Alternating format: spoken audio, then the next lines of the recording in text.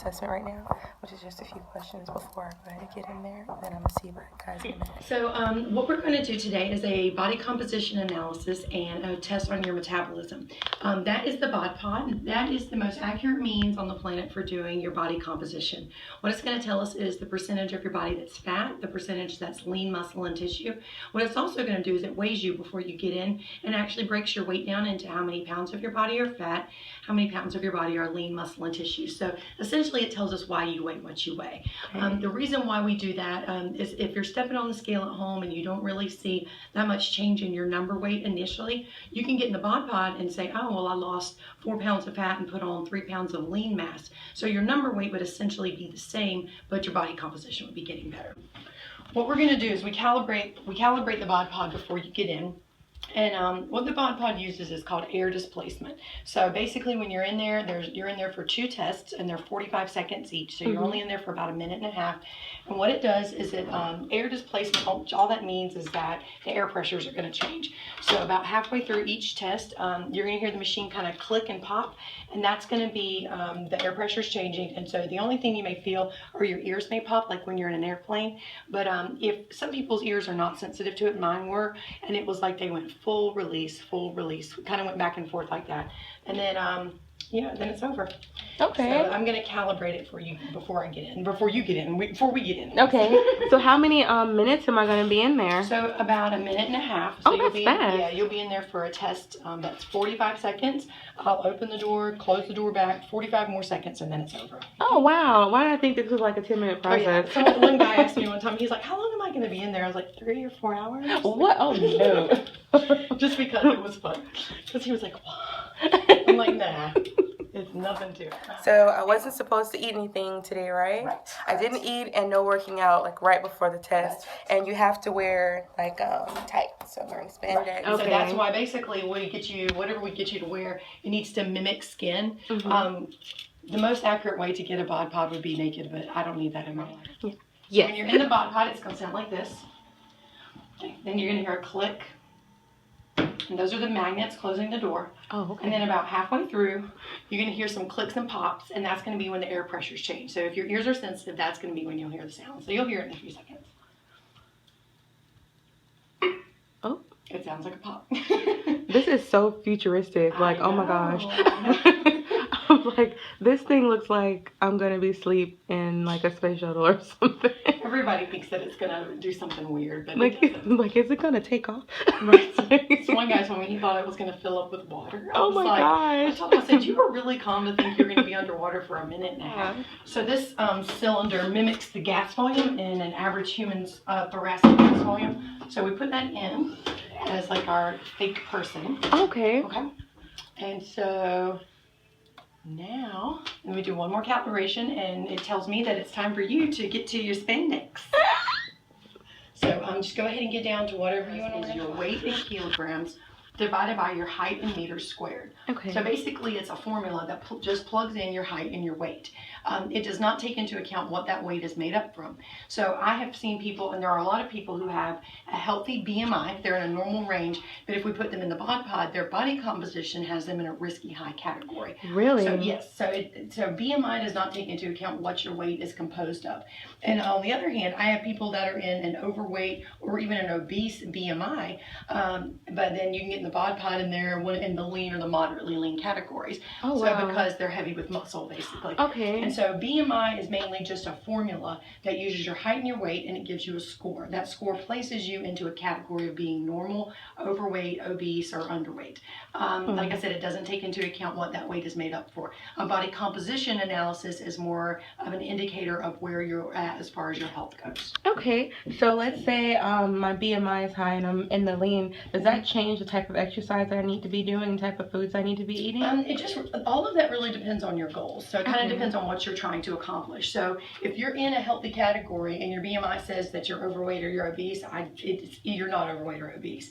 BMI was created in order to assess large populations of people. So, and what it does is your BMI is more of like an indicator that you might be this or that. You might be in a normal category, you might be overweight, or you might be obese. It doesn't mean you definitely are in one of those categories. categories. Okay. So, and the way, like I said, and there's other ways to do body composition analysis if you don't have access to a BodPod. There's the skin fold calipers. They have handhelds, the little things Oh, that are that's called arm right. I've runs. seen those. They have the military. They use what's called the tape method, which is more of like an approximation.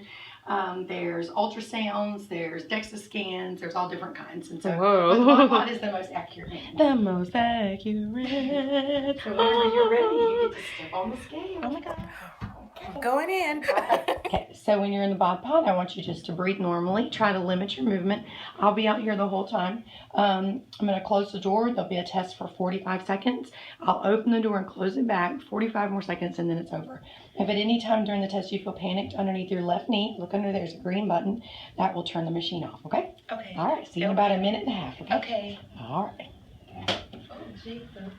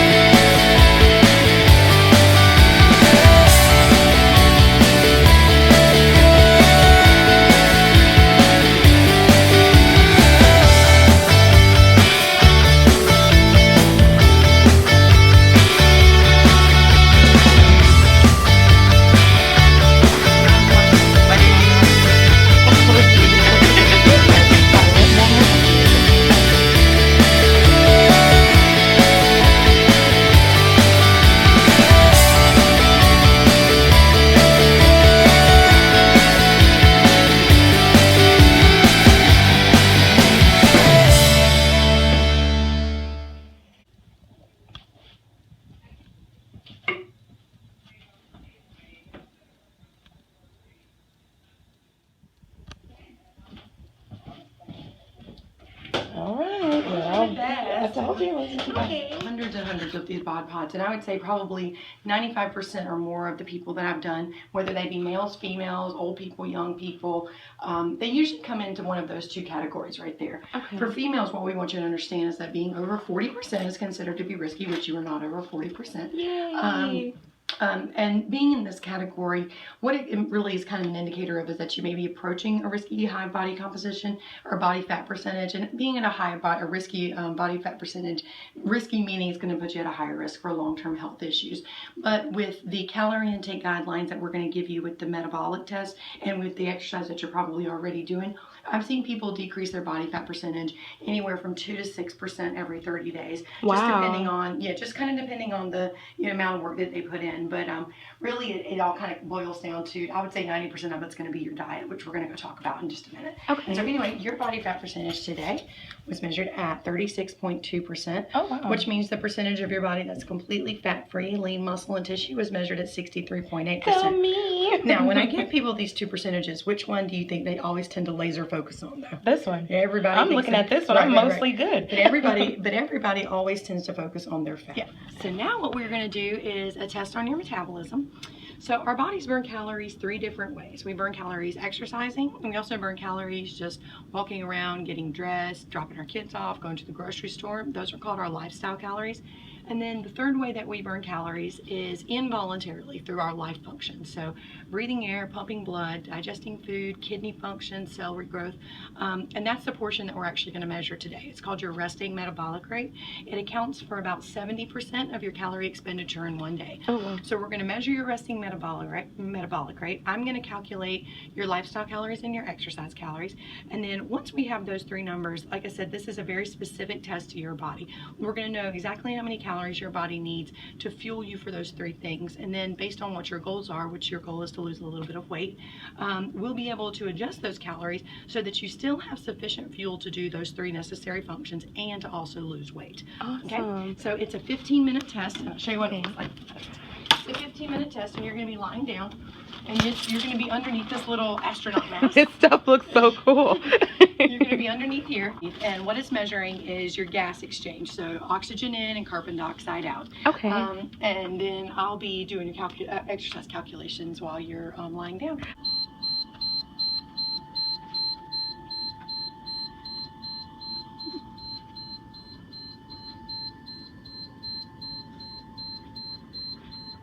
I feel like I'm mostly muscle, but I was expecting them to tell me that I was fat. I was expecting them to tell me that, like, what, barely, of course it's not the best. Where is she? My percentage is not the best, but it's not the worst. It's not even 40%, so I'm not even half that. You know what I'm saying? That's good. Like, what does this thing say? It says I am 63%. So although my body, technically, if we're going to go by grade school and standards, I have a D, but it's a solid D, okay? And I can work my way up there.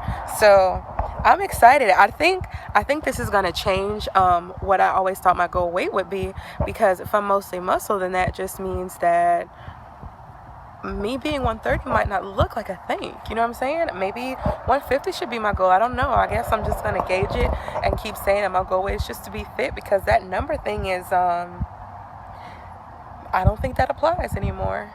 I really don't. And my BMI had me so in a slump because I'm like 43% body fat. And every time I get on my scale, because it's a Weight Watcher scale, that's what it tells me. But I was so wrong. And that's good to be wrong. It feels good. So I feel good right now.